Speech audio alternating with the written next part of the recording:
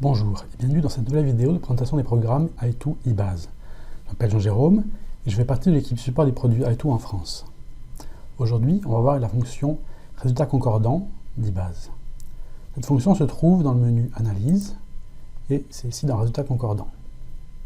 Alors cette fonction elle sert à quoi?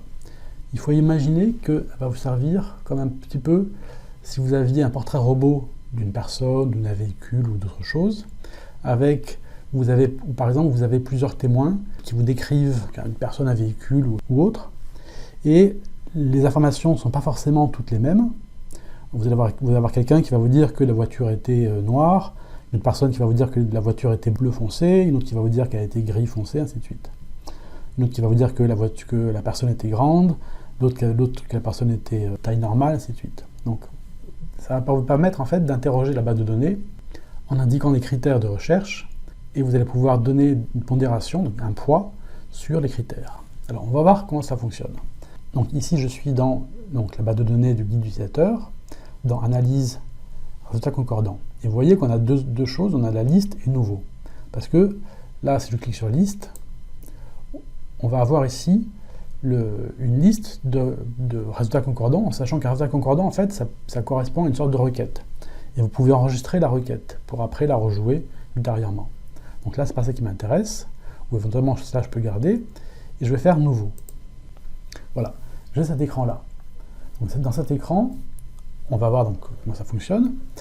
On va commencer par choisir le type d'entité à sortir.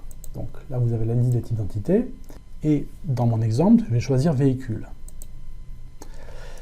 On peut donc faire que la recherche de résultats concordants soit faite sur l'ensemble des enregistrements, ou uniquement sur une requête, ou sur une collection, donc sur une petite partie, sur un extrait de la base ou sur toute la base.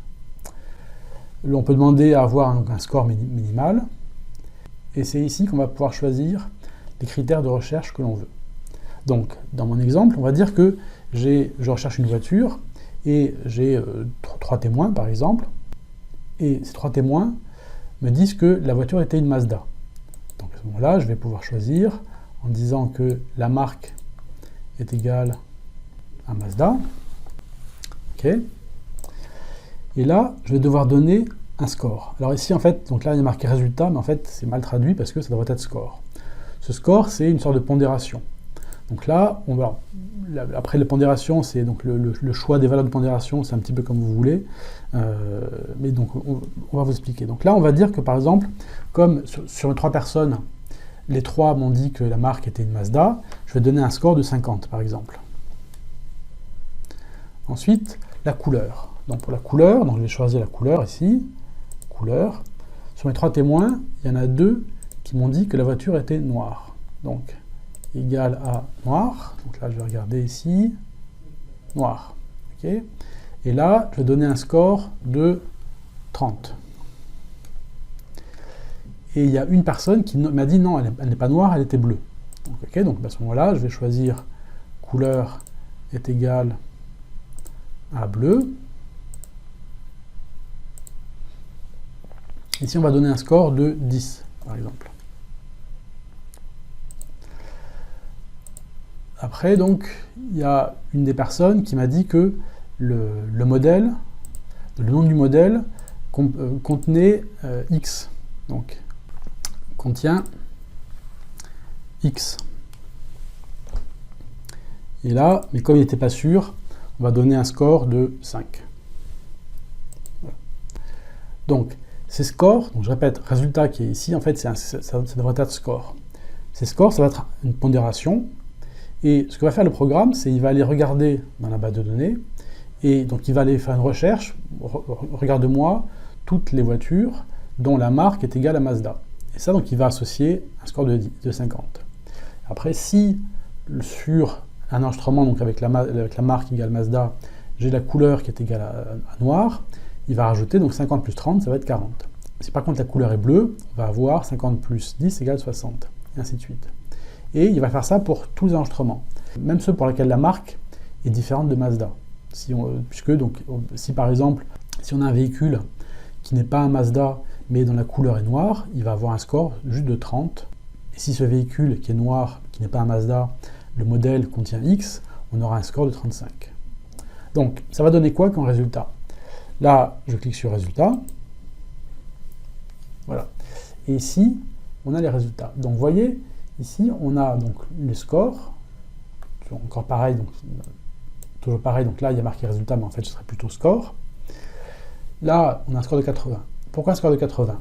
Parce que on a bien une Mazda, la couleur est noire, donc 50 plus 30, ça fait bien 80. Là, par contre, le Mazda Proto G, on a bien la Mazda, donc la marque Mazda ici, donc qui vaut 50. Par contre, on n'a rien d'autre, donc le modèle donc, ne contient pas la lettre X, la couleur n'est ni bleue ni noire. Là, pareil donc, pour tout cela, donc là, tout ça, c'est des Mazda.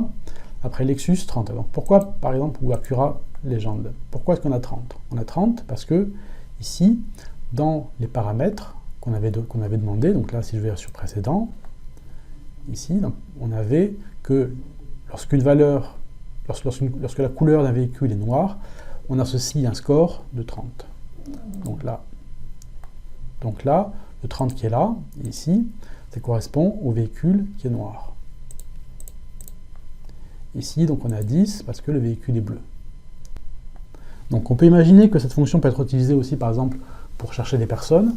Si vous avez une sorte de portrait robot, si vous avez plusieurs descriptions d'une même personne venant de différents témoins, un témoin qui va vous dire que la personne avait les cheveux noirs, l'autre qui va vous dire que la personne avait les cheveux châtains, l'autre qui va vous dire que la personne avait des lunettes, l'autre n'avait pas de lunettes, donc comme ça vous pouvez donner un score.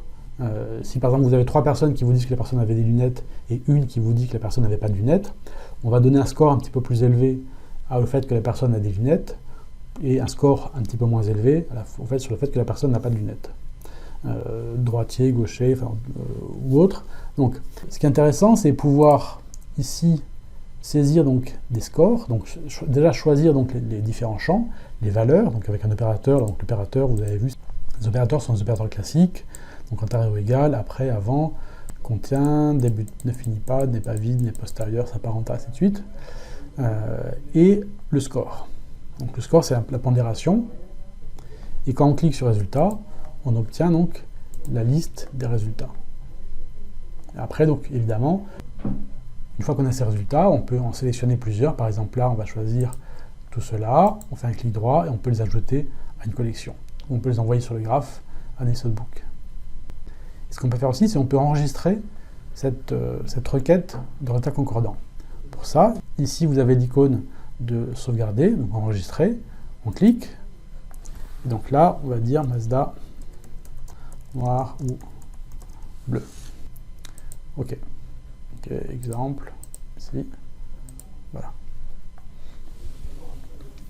Et une fois qu'on a enregistré, après là, si je ferme ça, ok, Mazda noir ou bleu, vous voyez qu'elle apparaît ici tout de suite. Je peux la relancer facilement, ouvrir. Donc quand j'ouvre, je retrouve ici les paramètres de configuration de la recherche, et je peux faire résultat pour avoir donc les résultats. Donc cette fonction de résultat concordant est vraiment intéressante parce que ça permet de trouver dans la base de données des personnes ou des véhicules ou d'autres choses évidemment sur des critères qui ne sont pas forcément exacts. Donc ça peut être, il semble que la personne ait telle caractéristique ou telle autre caractéristique. Ça peut être des caractéristiques qui sont vraiment opposées, le fait d'avoir des lunettes ou pas, ou d'être grand ou petit. Enfin, c'est une sorte de recherche floue. Alors que normalement, si on fait une recherche avec une requête, on doit dire que la personne est grand ou petit, mais elle ne peut pas être grande et petite à la fois. Alors que là, on peut faire des recherches en disant que la personne peut être en quelque sorte grande et petite à la fois. Ou en tout cas, il va chercher des personnes grandes et des personnes petites. Et surtout, ce qui est intéressant, c'est ce score de pondération, parce que ça va vous amener au début, donc en haut de la liste, ça va vous amener les entités qui correspondent le plus près à vos critères de recherche. Voilà, j'espère que cette vidéo était claire et vous permettra de mieux utiliser le programme eBase. Merci, au revoir.